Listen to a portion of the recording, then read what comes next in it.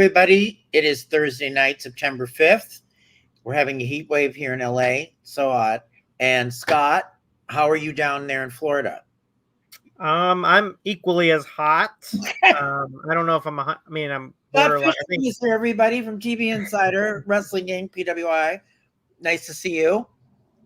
Thank you. So just so you know, I haven't done much or anything with Wrestling Inc. in a long time. So we'll strike that.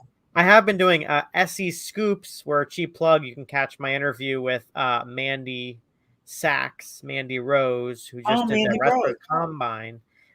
So that's a really good interview if anyone hasn't seen it yet.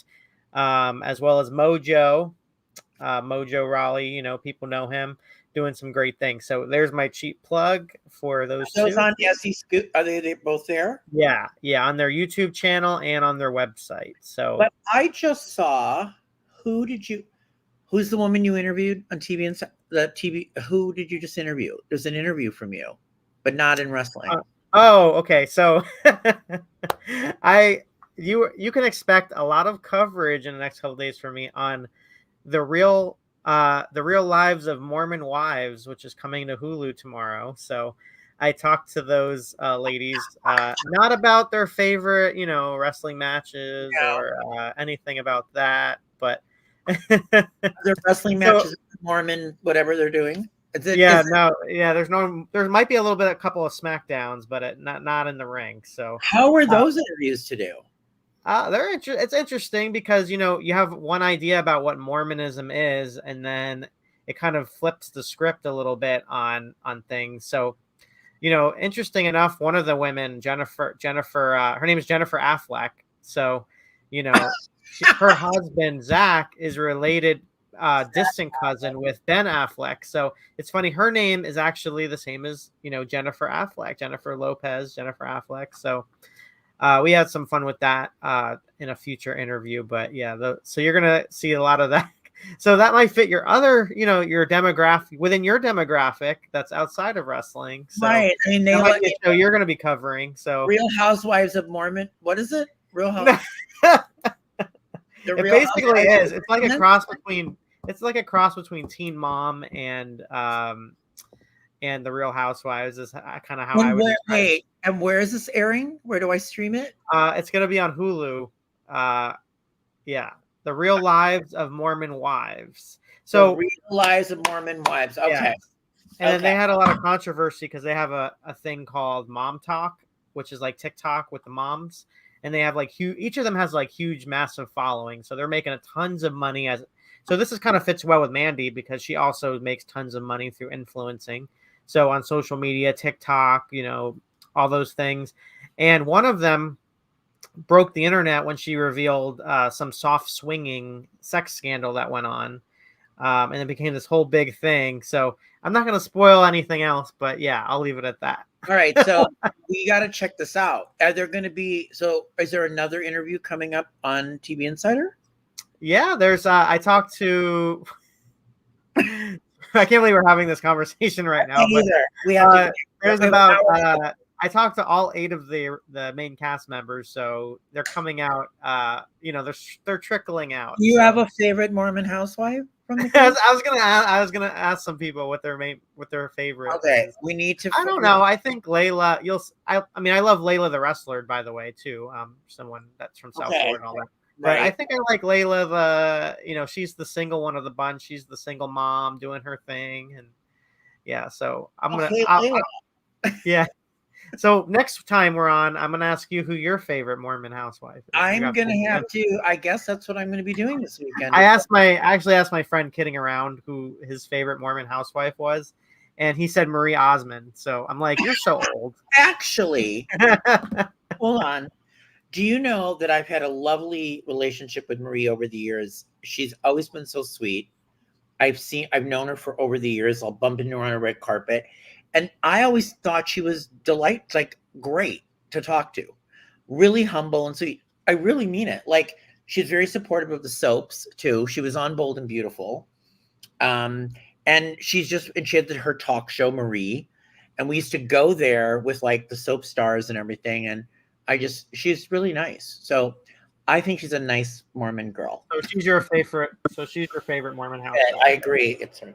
Well, we are here for not the Mormon girls, but What's Up Wrestling. We have a lot to get through. We're going to try to do it in a succinct manner, but Scott and I did not get to connect after Bash in Berlin last weekend to kind of give our, thoughts and reactions to the matches.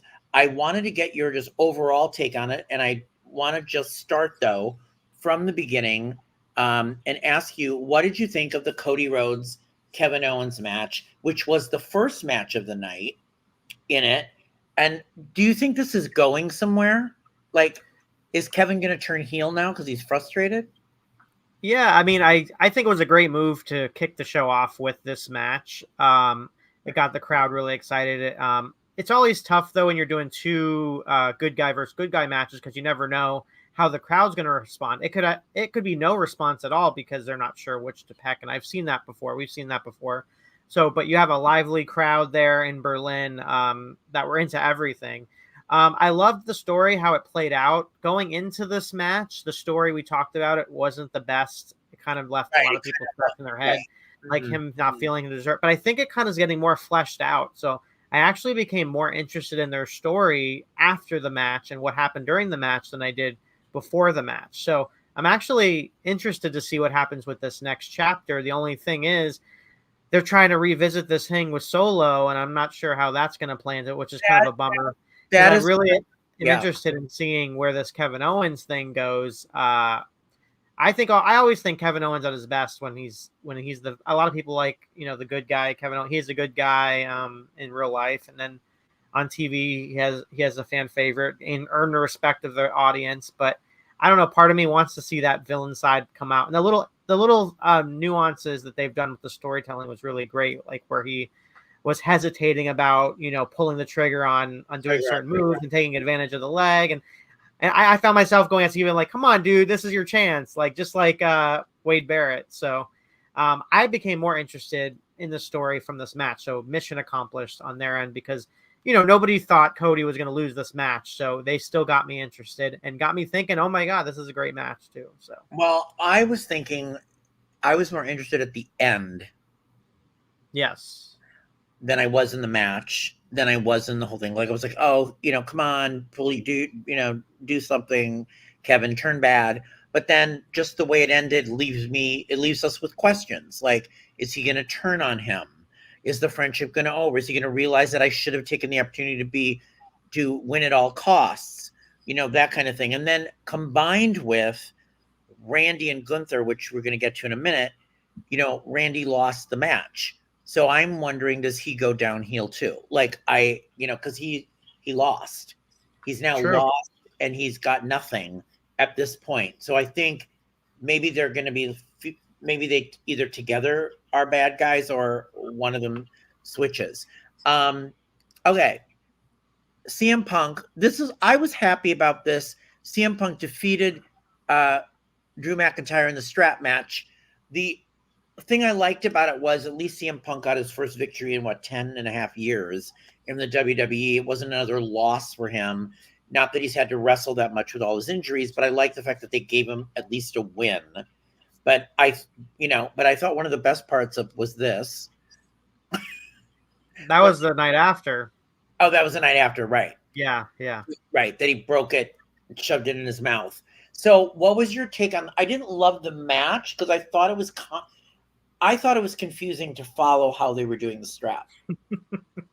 I thought it was interesting how they did have the lights. Of course, they had the WWE guys. I don't think we needed the lights, especially if you're going to do lights. I think what made it confusing was it was hard for me to like, is Punk red? I mean, it's not that hard, but is Punk red? Is Drew green? I mean, like thinking about that. I know it was easy to find. I'm sure I'm going to get people yelling at me saying it's not that hard, but I don't know. It was a little distracting. Like, what was that? Weird. I thought it was weird because what bugged me was you got your guy down and you now have to go 1, 2, like, well, and they weren't really dragging the guy. I just thought I don't know. It just was clunky to me. Am I wrong? I mean, I was just happy that they're having a traditional strap match, which so often they never do, and I actually liked the suspense that was building up. There were some parts where like you could tell it was challenged. It was interesting when they were introducing weapons and tables and things like that in the match, which is you don't really. It's interesting that you don't see that. Right. Yeah. But I thought it was a fun match, a throwback for someone like myself who watched strap matches back in the day, and I like the idea of Punk getting the win. And what happened the next night, the follow up was awesome. I love this because you're like, okay, he made it seem like the everything with Drew was over, and then here comes Drew back into the picture. And the bracelet thing, and Drew following up with the person who made the bracelet, the girl who made the bracelet online, killing it on social media, adding that little layer to it. And this is going to lead to bad blood. Hell in a Cell. Gotta feel that it's going to be a Hell in a Cell match. I mean, I don't know what else. I don't know what else it could be. Both guys have a win here. This is the ultimate battleground, the rubber match, and for once, a Hell in a Cell match means something. Like before, it's just okay. We're gonna have which is ironic because this is the first year they're not having in a while. They're not having a Hell in a Cell pay-per-view, or PLE. Like I like the idea, but this is before it was like okay, we're gonna have just two guys. Let's put them in the Hell in a Cell. We have to have a Hell in a Cell match. Let's put them in there. No, these are two guys. This warrants a Hell in a Cell match. Like they have built this rivalry up over the past year or so well, and that's going to be awesome to see. Yes, I agree. And I was going to say that wasn't Punk shifting his attention to Gunther? Isn't that what they were trying to do? That seems like that's going to be on the horizon. Or what's great about I think WWE in general, and I said it, I was just watching it on Raw, is there's so many viable contenders for championships in all the different levels. Like you can look at it, most of the titles right now, and there's multiple viable candidates. Right. It's not just one. Right. And you can make a case as a fan or as a reporter that these people all could be viable contenders, which isn't usually happens a lot. Like you don't have There's a lot of people that are hot right now and have done things. Why we're now going back to Solo Sikoa and Cody Rhodes, I'm very confused. Is this so Roman gets involved again and we don't know which side he's going to do and then he screws? I don't get it right now. Yeah, it's one of those killjoys things. Like, okay, it's Solo again. Like, I don't know. I thought we were going to get, but we have SmackDown coming up. We'll see where they're going to go with this. There's nothing that interests me right now between Solo and Cody Rhodes again, having that match again. So I'm hoping they go in a different direction. I don't know if Jacob Fatu becomes the muscle and then Cody wants, Jacob goes after him. Yeah. Whatever the case may be. But then where does that leave Kevin Owens? So, I'm interested in Kevin Owens right now again. How did you feel about Jade and Bianca winning the belts back at Bash in Berlin? Because my question is, I just think they've got to break them up because are they just going to what's going to happen? It's going to be boring. I think they're in a holding pattern. They're in a holding pattern right now with Bianca and Jade. And I think they don't think Jade is there right yet. Yeah. I think having Bianca there as a tag team partner is helping her grow as a performer, grow on the road, really kind of easing her into everything. She just had her 100th match ever. So she's working the show. She's going on live events. She's going on the road, doing the tours, doing the live events. Do you think getting that experience? I think they're waiting to pull the trigger, and I think they're doing this again because they don't think Jade is ready in a single sense. Do you see Bianca being made the villain here instead of it being Jade, which is what would be the predictable way to go? Yeah, I don't see Jade. I don't know Jade being the not being the. She's just she could be a natural villain. Like I was surprised they made her a face in WWE, right? But she had that good look and everything like that. But Bianca's so beloved, and I don't see how.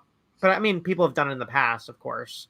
But Bianca has been a heel before, but not right now. I don't think. Yeah, my problem is Bianca was the number one girl there for a while in the women's division, and I feel like she's kind of like in a holding pattern. They're trying to just give her something. They're just giving her something to do right now. That's what it comes off as, unfortunately. They don't need the titles, but it's giving them something to do. And I don't know how long or when they're like, okay, Jade is ready. Let's have Jade versus Bianca. But that's, Pro Wrestling 101. That's coming at some point. Right. Whether they're going to be like friends during it and then it becomes like a thing where they break up, or it's going to start out with a betrayal.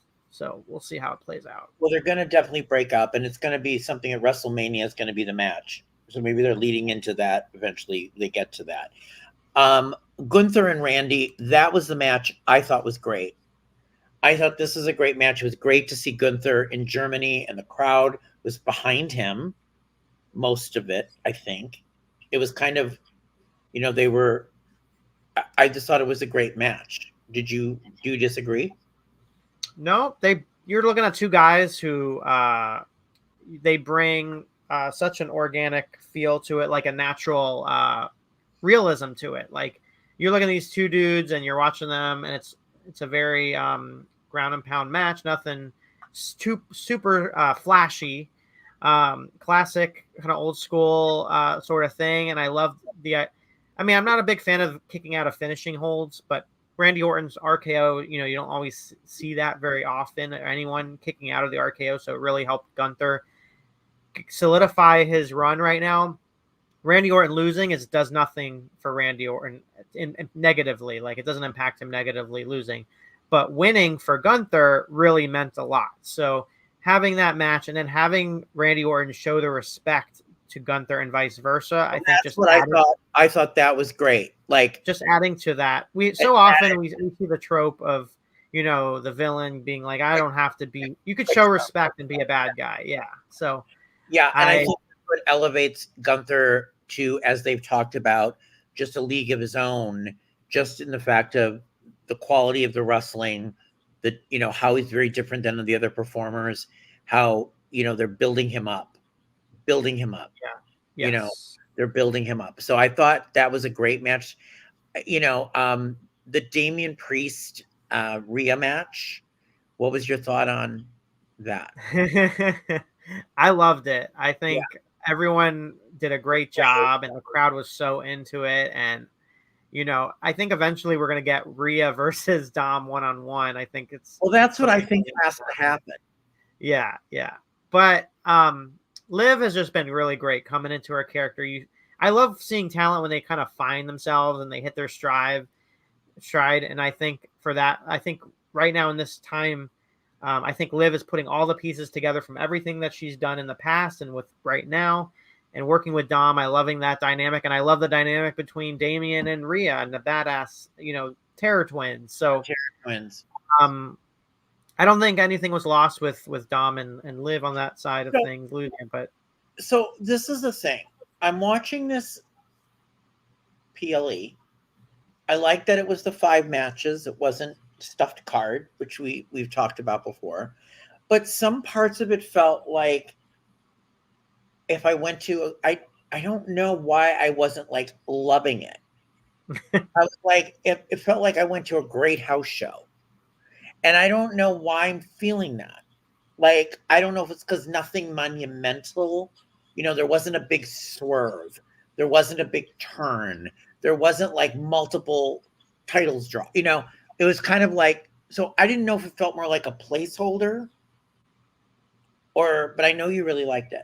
I didn't hate it. I'm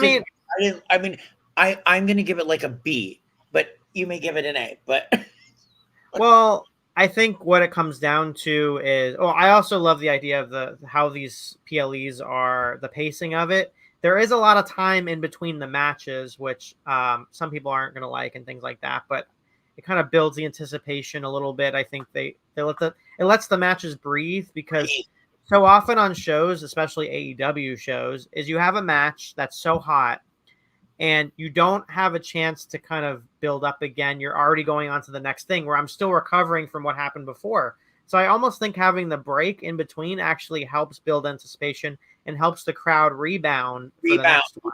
Right. That's Reset. kind of how I see it. Reset. But when it comes to this show, I think what's great about smart what WWE is doing is on these kind of shows that aren't like SummerSlam, Royal Rumble, WrestleMania, they're going in places that they haven't been before or places they haven't been for a long time, and crowds are hungry for it, and they're making they're elevating these shows that are just like everyday shows to PLE level. Like, what's great about it is that they're not just picking random spots. They went to Germany. They have Gunther in the lead match.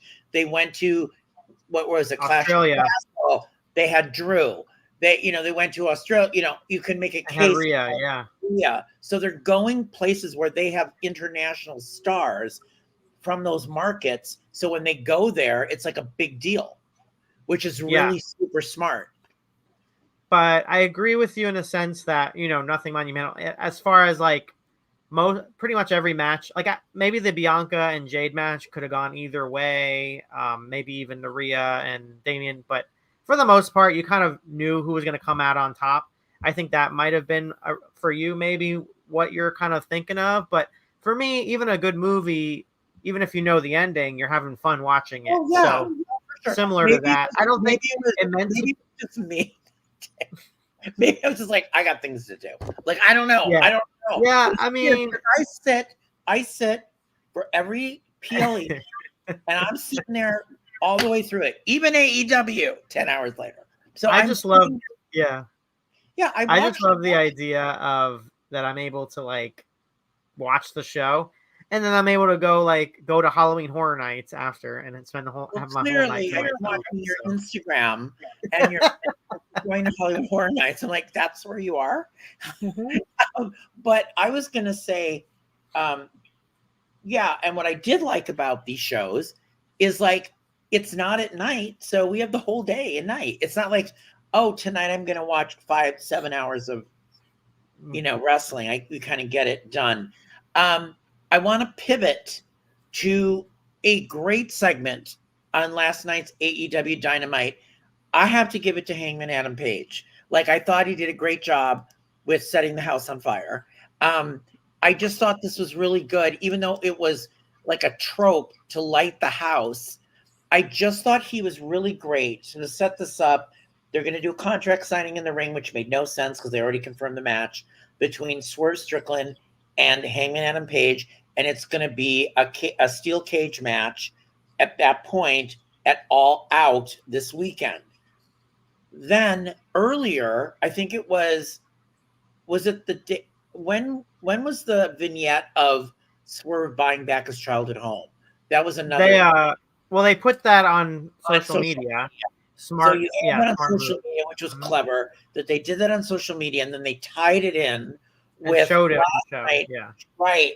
So Heyman does not show up for the contract signing. It's the end of the show, and then he does kind of a, rebuttal, if you will, of what Swerve did to him by breaking into his house and threatening his children and all that. So he goes to the childhood home of Swerve, and he's doing this he's delivering this promo, this monologue. And I thought Hangman was great because he didn't break character. He was great. And then he set the place on fire. The setting the fire we've seen a million times, but the visual was cool. And then Swerve's reaction in the ring was cool. So then on the heels of that, it turns out now it's an unsanctioned. Now it's changed. The rules have changed. It's like an unsanctioned steel cage match, whatever that means. Like, I guess they can kill each other in the ring.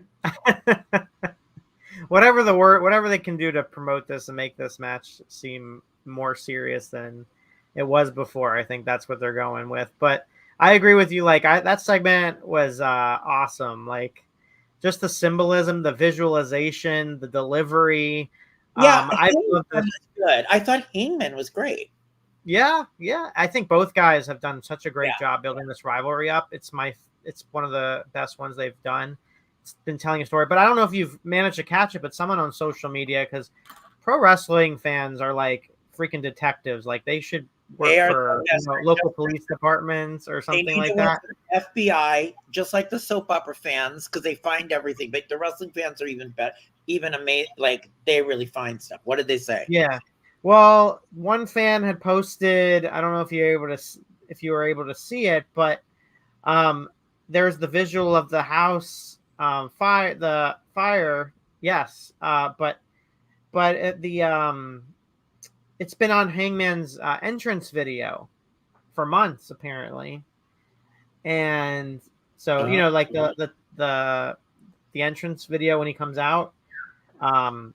If you look it up, one of the fans that are very observant had mentioned that. So almost like foreshadowing what we were going to see, and kind of talking about that. But so I thought that was a cool little throwback, or kind of catch, if you catch it. It's like one of those cool Easter eggs or something that if you're paying attention, you're getting rewarded. And AEW has done that in the past, where if you're paying attention, they do a good callback, and then you're getting rewarded with a payoff. Like so often, AEW gets this whole rap of, hey, there's no storylines, and here's one right now that's being told that's really done a great job. And they have the arduous task in general of making a pay-per-view or for a show coming off of All In, which was one of their biggest shows, stadium shows, and then having to do another show 2 weeks later. I don't like it, but for what they did a good job building anticipation for this match for sure. So at All Out, we've got MJF and Daniel Garcia. What do you see going on there? There's no Daniel Garcia pictured here. I'm just depressed about Britt because she's out of the, she's Britt's not even. But and Hangman's photo is kind of creeping me out. But Daniel Garcia and MJF, another great story I think is being told. For everything for MJF though, should get all the a lot of the credit in when it comes to his rivalries and his feuds. Every one of his feuds just means something. Like he makes them mean something, makes you pay attention.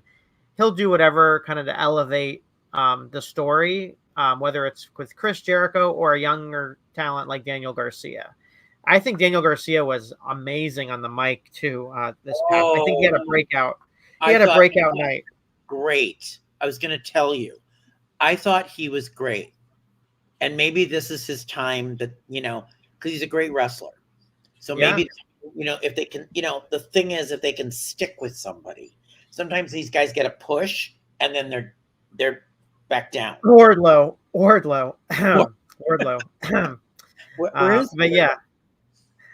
And what's the deal with Adam? Why was Adam Cole trending today or yesterday? I don't know. I didn't see that. And what's the deal with Britt? Is she gone now?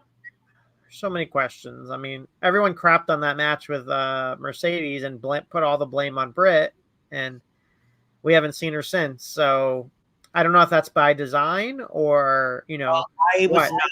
Now I'm a big Britt Baker fan, and I was not singing Britt's praises either. So I hope I didn't. I wasn't. And you didn't. Oh, your fault? Are you saying it's your fault we haven't seen her? But also, I think my theory is she could be a little bit depressed because she was not announced with the new cast of Dancing with the Stars, and Britt has always wanted to be on Dancing with the Stars. So here we go, another season where she is not on the show. So that's my theory. That could be, which we'll get to. But back to Daniel Garcia and MJF, I'd love to see Daniel Garcia pull off the upset and get, just surprise MJF and piss him off so much. I don't think MJF would lose any steam losing to Daniel Garcia, but I think here's another situation where Daniel Garcia would gain so much by getting that surprise victory over MJF. Right. And then we have Will Ospreay and Pac. What do you think about that pairing? Is that a potential real threat to Will Ospreay, or is he's going to be an exciting match because they're both great, and then you see their great maneuvers and then Will retains? Yeah. I mean, I think it's going to be a fun match to watch, but I think everybody's been wanting to see Ricochet against Will Ospreay again, and Pac. That happened years ago. Kind of on the I don't say in the way, but it's kind of like a match that's there to get to the next match. Right, because remember that's it. If you watched it on television, he was coming out and Ricochet was in the ring, and that's when Pac. That was awesome. I loved seeing great. that. That was great. And I thought Dynamite was good. Like I thought it's been better. I think Dynamite's been better. I think the series have been better. I think I'm hoping that they're finding their groove because it's been better. Jack Perry and Bryan Danielson. I thought it was odd that the first title defense was Jack Perry. What do you think is behind all that? And then what's the statement that John Moxley made to him, who's now got Maria Shafir as a sidekick? I'm like, what's going on? I was definitely more. What's going on? What's up, wrestling? So what is going on with Maria Shafir and Moxley? Is her valet? Is he Sheer's valet? Like what? Or his bodyguard? Hello, she's been beating up all those other people. Yeah. Bodyguard, no valet there. But you need a bodyguard. It's fun to see her in this role. I was more intrigued though last week with everything going on. This week, I had my head scratched when he's talking about Darby Allin, and I'm not sure where that's going. But he's also in the Blackpool Combat Club still, kind of, sort of. So I'm not sure. Is he? Is he not? If he isn't, then we haven't seen him get kicked out. We haven't connected all the dots yet. So before I make any judgment, I kind of want to see how things play out. But right now, I'm very confused, which I think is part of what they want us to do. Part of what they want us to be, I should say. But I don't know. For when it comes to Jack Perry and Bryan Danielson, I think it comes down to the fact that, the main event, obviously, Hangman Page and Swerve Strickland, right? Because of that, I hate to say it, but, Jack Perry and Bryan Danielson doesn't scream blockbuster main event, marquee main event, but it's going to be a solid match. And I think it's a great way to kind of try to elevate Jack Perry even more on a show where it's not, necessarily the main event. So I think they didn't want to kind of throw out a big, Will Ospreay versus Bryan Danielson or something like so quick, because we are only 2 weeks of build here. So what are they going to do with Bryan Danielson besides having another match with Swerve, who's busy right now with Hangman? Here's my thought. So what if, because it's Jack who's in the Elite and it's Danielson who's in Blackpool Combat Club and all those guys are there or something, what if Mox comes to the ring and you think he's going to help Bryan Danielson, but he helps the Elite and Perry with and joins the Elite, or has some, I don't know how we get there, but why did they do that? There was a tease. Yeah, there was a little tease on the show. Weird there. I don't think. If that happens, I'm just going to be like, I'm like, I don't get it. Yeah. I'm not sure. I'm very confused. But again, I'm not sure. But as far as like the match itself, Jack Perry, when it's on a pay-per-view, he does deliver on big shows too. The thing that's weird about the Jack Perry thing is when he was Jungle Boy, right? I mean, he could really do some amazing maneuvers. But when he's the villain, he's just clubbing people and beating them. Like, you're not seeing him use his arsenal as much. So it'd be great to see a little bit of that without it being Jungle Boy, and putting it back in. That's like a mix, like a middle ground, you're saying. Right, because it's all just hammering people and putting them in glass. But where's the guy that was a great wrestler? I don't see that guy because he's not. I think we might see it more with Bryan Danielson. He has a way of bringing that out to people. Like, he has that gift to bring out of people. Like, you better get on his. He'll force you to get on his level one way or another. So. And then isn't Mercedes Moné CEO going against Shida? Yep, Hikaru Shida, which might be a reason why we haven't seen Britt, is because, we have this match. Is she going to show up at All Out? Following That's up on thing. That could be. That could be. But I love Hikaru Shida. I love her evolution over the last, since coming to AEW. She's come a long way. She has this extra edge to herself, character. And I think what's amazing, we said in the past, is like, here's someone who did not speak English at all, and here she is talking to a huge audience, delivering promos and things like that. I have so much respect in that sense for her as well, and I think it's going to be. I think Sheeta has really stepped up in the ring as well, so I think it's a great match that we're going to see when it comes to that. Speaking of Edge, and Edge, Adam Copeland, didn't he put out a thing on social media about, well, while I'm recovering? What was that about? He was watching, or it was a training session. He had there was a photo taken with FTR, Sting's son. So right, is that's Sting's son coming to AEW? I mean, I think that's the natural thing that's happening. I mean, we've seen Sting come back. I think it's for the fact of helping his son. Whether it's on the road, whether it's just behind the scenes, it's going to be in front of the camera as well. We talked about Darby and Sting's son teaming up. Yeah. So I think that's going to be a natural progression. The question is he going to pick up the Sting look, or is it just going to be like his own thing? Is he not going to wear face paint? What kind of character are we going to see from him? Are we going to see a character? Yeah, I don't know. But he has a lot of pressure on him to deliver, though. That's for sure. A lot of pressure, because Sting is the best. My favorite. I was going to ask you, how did you think Joe Tessitore did on calling Monday Night Raw? For a first night, I mean, it took for me, just for my ears, it took some getting used to. Just because you're so trained, right? You're so trained to hear Michael Cole or something like that. But he's definitely passionate about it. He's done his research. It's his first night, so I think he had a pretty solid night for sure. Joe Tessitore, we want you to come on our show.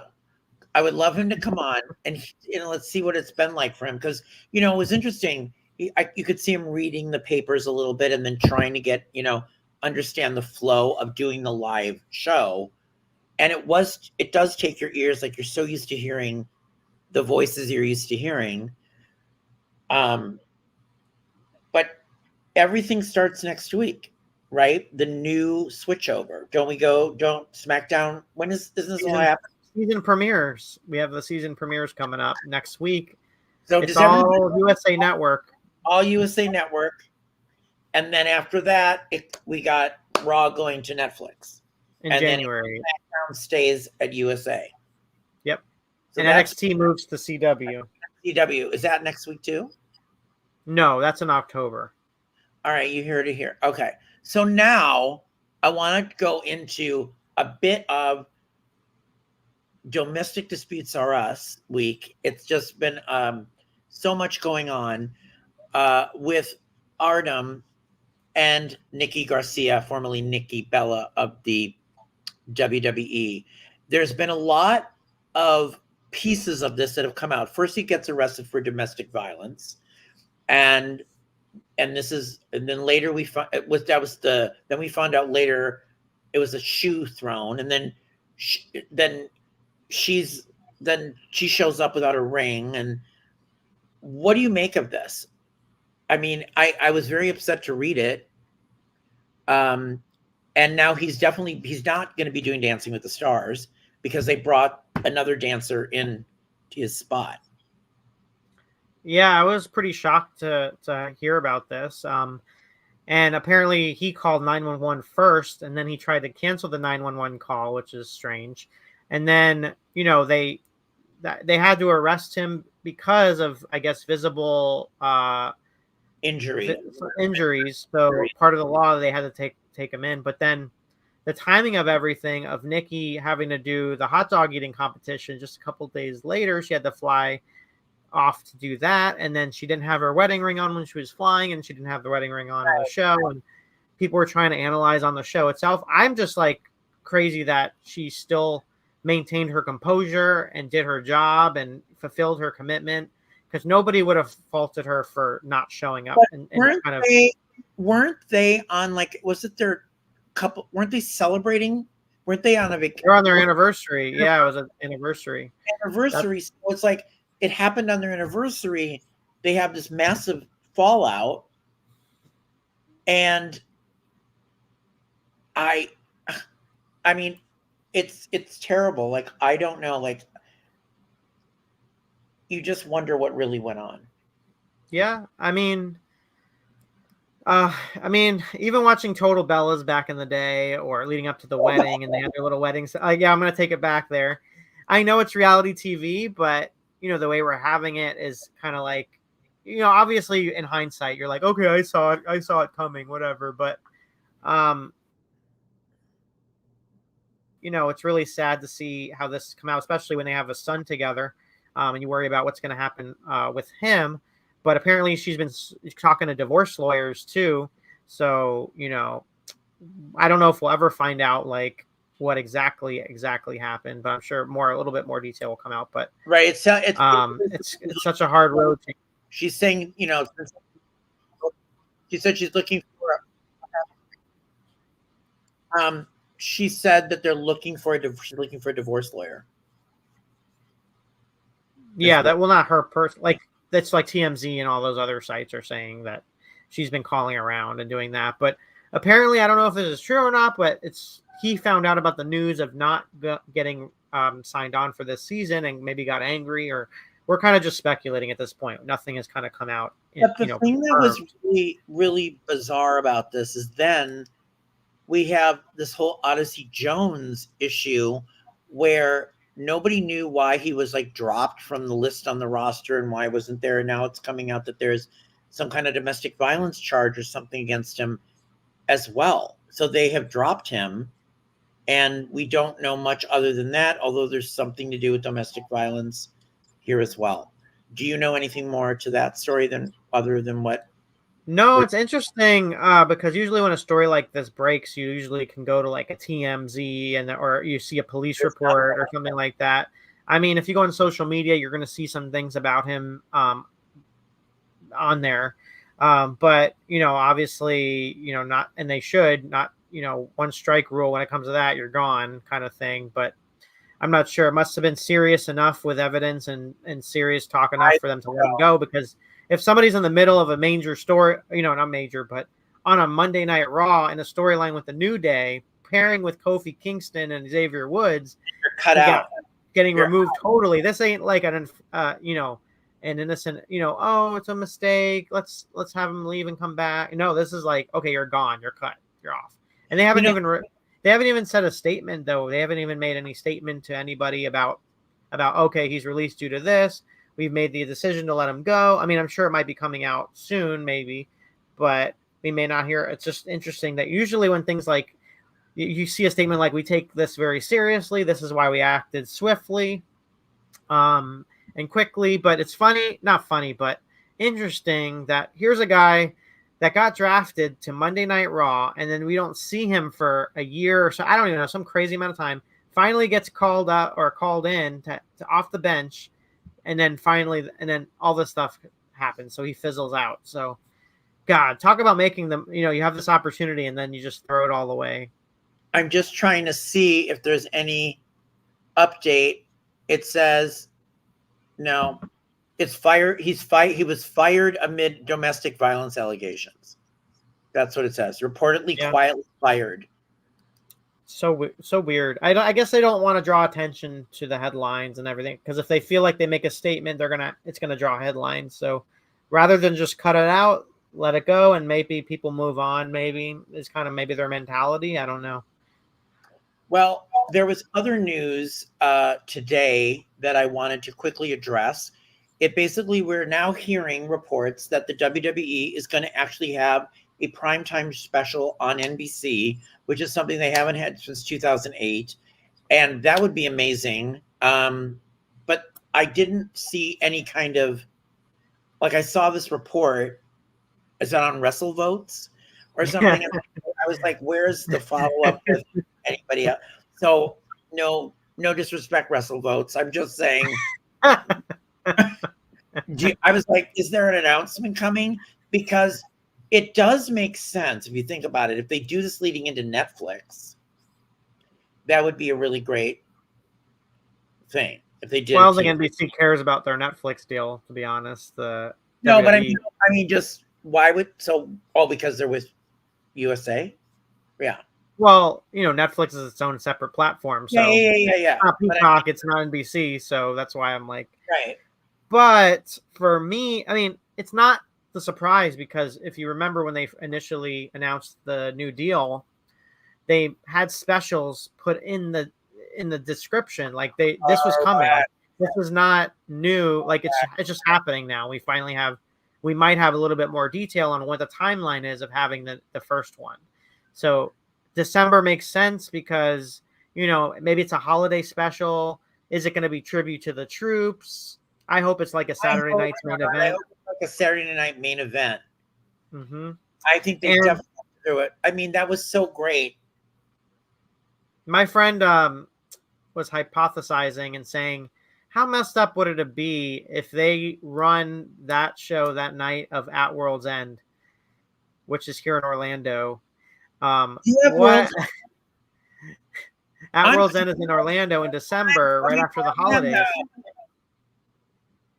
What was that? I'm coming to Orlando. Oh, all right. Yeah, you should. Especially, the weather's usually pretty nice in December here in Florida. But I think airline ticket. Oh my God, yeah. Like even just going to Cleveland was like an arm and a leg for you. I can imagine during December how much a flight to Orlando would be during the holiday time. But I think even without the special, or it's interesting that WWE has an event at the Kia Center in Orlando. It's an afternoon show though at 2 p.m.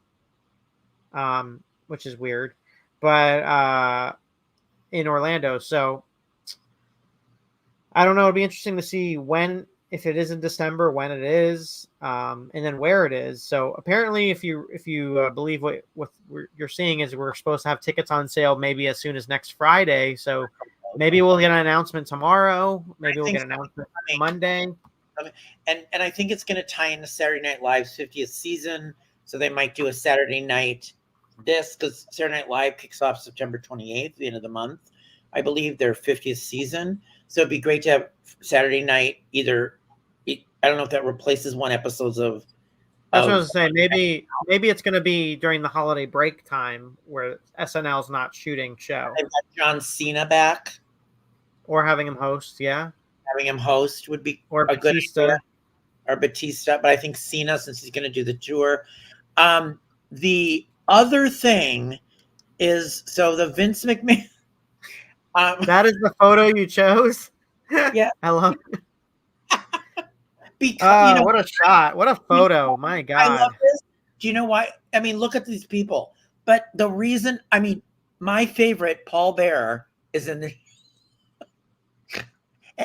That is, if there's nothing screams the 80s, like this or is 90s, 80s like personified. 80s personified. But what do you think about the trailer of this? I'm interested to see it. I believe it's a 5 or 6 part series. 6-part, yeah, 6-part season. And it's got all the usual suspects though, like The Rock is being interviewed in it, and of course Vince and others, and Pritchett is in it. So Pritchard.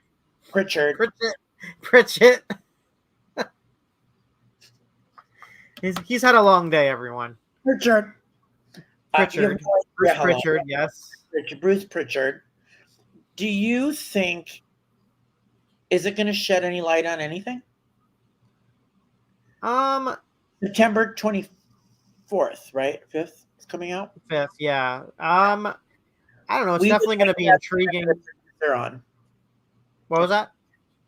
We want to have the executive producer on our show. Yeah. That would be good.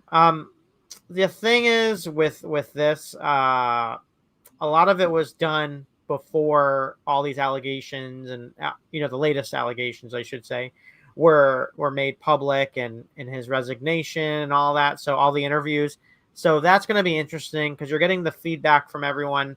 A lot of the interviews that they have done, I'm speaking for them. Maybe I'm wrong, but it seems like a lot of the interviews and things were in the can before all this stuff came out, when it came to the feedback from the wrestlers and things like that, which I almost would love them to have kind of continued after, like it almost worked on this after the fact and then sat down with the wrestlers and then got their viewpoints on everything, because they're going to give these opinions about them and stuff like Vince before finding out about all this stuff. So, but either way, Bret Hart is someone who doesn't give an F, but we're going to see him on Raw on Monday, by the way.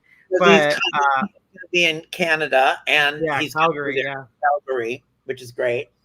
But apparently, they did reach out to Janelle Grant, trying to get her to sit down and talk and give a side, I guess. But nothing materialized. So it'll be interesting to see how they approach that subject without her involvement. Who's going to talk and just things like that. It's definitely going to be intriguing. It'll be interesting to look. But if you know professional wrestling, I think a lot of it's going to be stuff you may have already known about. That's what I think. But I think if you're new to it, it might be a little shocking. But they got the people behind Tiger King were a part of this, so they definitely know how to shoot, these interesting characters. Those characters and do a docuseries on a real life character. So yeah, I'm hoping it is everything. I don't know. I'm interested to see. This is a new interview with Vince? These are interviews that he did prior to the accusation, all the shit hitting the fan, basically. Right. Well, we need the shit hitting the fan stuff to be in there too. Exactly. Like Chris Benoit, I think I saw Chris Benoit was going to be talked about. Hold on. The steroid trial. The whole Hulk Hogan, Chris Benoit thing this week. Oh, God. That was so upsetting. And then I was on social and I saw Chris was trending. I'm like, what's going on? So, as I told you, did I tell you? So when I was with WWE, Chris was there, and I often we had lunch. Like we'd sit at the at the table at the arena, and we'd, because there'd be a lunchtime when everybody would have lunch while they were, going through their matches or preparing for the night show, and I always had a great conversation. Like he was this is what's so mind-boggling. Like I had a really great conversation with him. Nice conversation with him. About what? I think it was just about I can't remember. I just remember it was like about how things were and what was going on.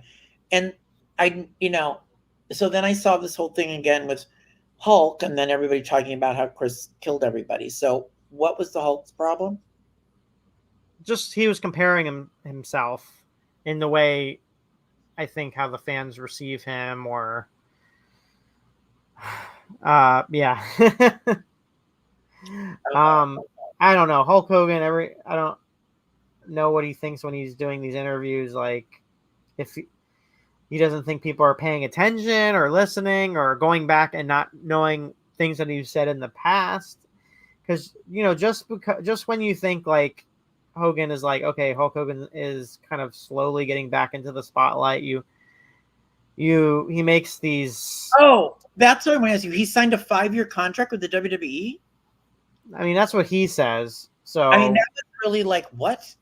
Yeah. So it says, Chris Benoit, he uses as an example of wrestling fans' forgiveness. So even worse than I said. If Chris Benoit can do the crap he did and the fans still love him, they're very forgiving. I've made some major mistakes in my life.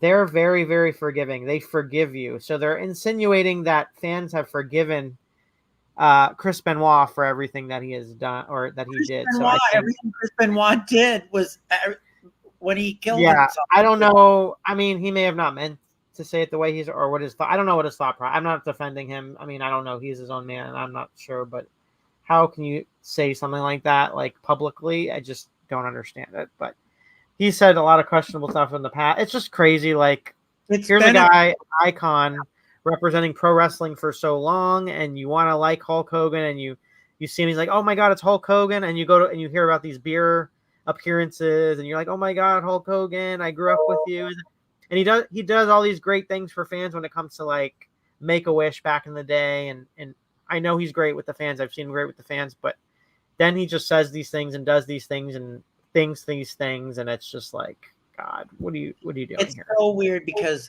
I met Hulk like in 1990s. He was with WCW, and they were doing a show in LA.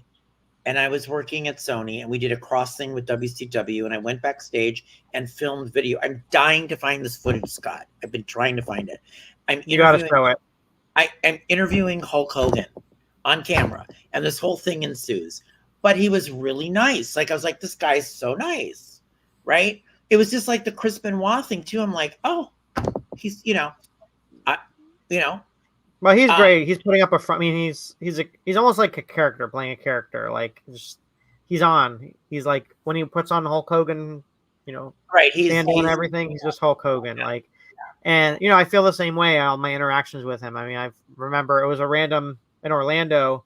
I drove up from South Florida early in the morning, and we went to Full Sail, and that was when Tough Enough was around. Oh my gosh! Think of it this way: I interviewed Paige and Hulk Hogan together. So, how about that for a duo? Wow, that's amazing. Yeah, that's amazing. Yeah. Well, all right. So the question is, when am I going to see you again on here? Because we have AEW All Out on Saturday. So you let me know. Yeah. We'll see what happens. I mean, I know we're going to hear about 15 other matches added to the card between now and now it's a Thursday night, and we still got some time before. Didn't they added the Young Bucks versus Claudio and Wheeler Yuta, which kind of came out of nowhere. Are the Acclaimed going to be on this card, or I don't know? I mean, there's Rampage, there's Collision special airing, I think tomorrow night. I think it is. There's two, and then and then maybe more matches are going to be announced. Wait, is it All Out on Saturday? Yeah. So all the pay-per-views moving for the most part are going to be on Saturdays, and I actually asked Tony Khan this when I talked to him last about the idea about that. My good buddy Tony Khan. But anyways, so he mentioned the strategy. He says because of football season and things like that. Right. So he doesn't want to conflict with that. Well, so that was his main reason. On that note, I have DirecTV and I'm blacked out. So I have no ESPN. I cannot watch the football game. I don't have ABC. I don't like. How are you going to watch your soaps? Well, I can watch them online. Like I watch them on yeah. But I can't. But it's not. But you cannot watch General Hospital right now on ABC here. I can imagine the angry letters from soap fans. They're all on my website. They're writing angry letters. But I don't remember the last time it's been this long of a blackout. Like they negotiate and it's.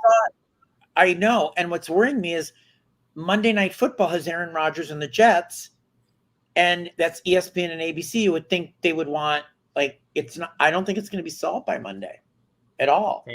And you're going to have a lot more angry people, like cord cutters are going to cord cutting. If you ever had an issue with cord cutters before, but now, these things start to happen more and more, and it's crazy. Like, it's not good on either end. It's kind of you got to make it, something needs to happen. I don't have DirecTV, so I can care less. No, I'm just kidding. On that note, it really has been a newsworthy week in wrestling. There's been a lot going on. There's a lot of things going on, and that's one of the interesting things about pro wrestling now in 2024. As this, it's become so big again. You just go to X, you just go to social media, and you just see trending story after trending story involving pro wrestling, good or bad. Like you just see constantly happening. Every week, every day you wake up and you're like, okay, what's going to happen? Like, why is Jack Perry trending this time? Why is Artem? Why is Nikki? Okay. So everybody, if you like the show, drop a comment below and let us know what you think. And we will be back. And I will talk to you soon, Scott. Thank you for being here tonight. Of course.